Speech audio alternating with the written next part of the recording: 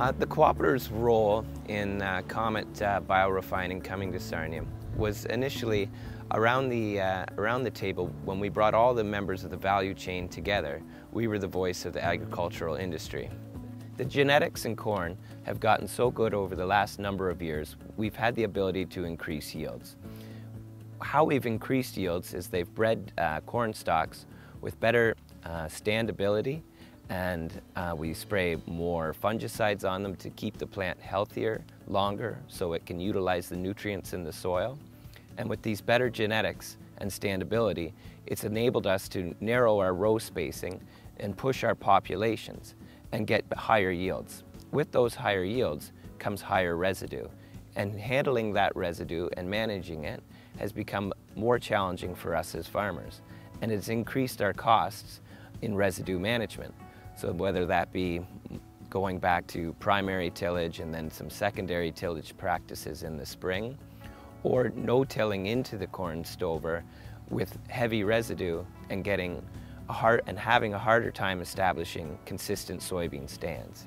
The hope is that 100% of the feedstock for this plant will be coming from corn stover. Corn stover currently, right now, doesn't have a real value because there's no established market to deliver corn stover in.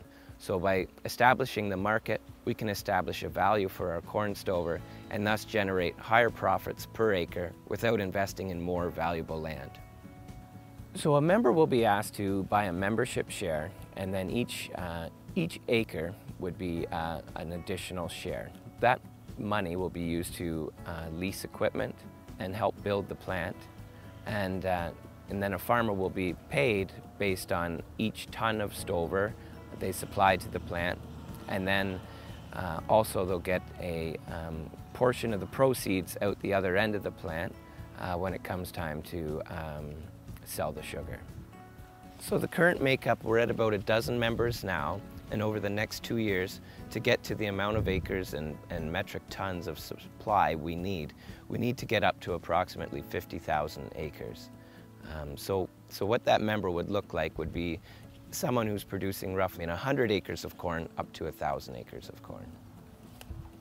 I think once farmers along the countryside can see the balers running in the field and see the good job they're doing and how it will enable farmers to get on the fields earlier in the spring due to less stover being on the field, warming the soils up quicker, getting the soybeans in the field quicker following corn than they normally would, we'll see a lot larger uptake. So the intention is to have all the stover removed from the farmers' fields by March 30th before the half-load season comes into effect and increases our costs. So from the farmer's field, what can't be directly taken to the plant will be brought to a central aggregation yard where we'll then tarp it and store it until the time it's needed at the biorefinery. The co-op has worked through different scenarios when weather dictates that we can't harvest an acre of corn stover. Some of the scenarios we've worked through is building up a year's supply of stover to have on hand at the aggregation yard to help feed the plant in those years when harvest isn't easy.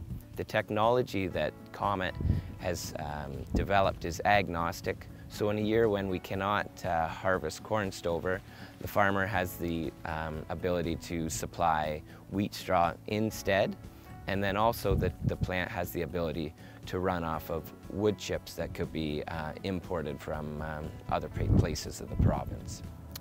The cooperative's plans for equipment is to buy or lease the balers, the stackers, the telehandlers, and the flail choppers so that it frees up the farmer in the busy winter and fall months to do the jobs that they normally do. So the co-op members won't be expected to be out baling. The co-op will look after that for the farmer members so they can focus on the things they're normally doing. When it comes time to harvest the corn stover, we're going to be using large square bales, 3 by 4 by 8. There'll be a high density, high compression bale to lower our costs of transportation and keep our logistic in check. With a 3 by 4 by 8 bale with a flail chopper moving in, we have a consistent product that we can feed into the plant. The immediate next steps for the co-op is to build our membership, and we'll do that by having some public meetings later in this summer and the early fall. And then we'll need to get busy training the staff and operators that will be running the aggregation equipment and sourcing that farm machinery in the area.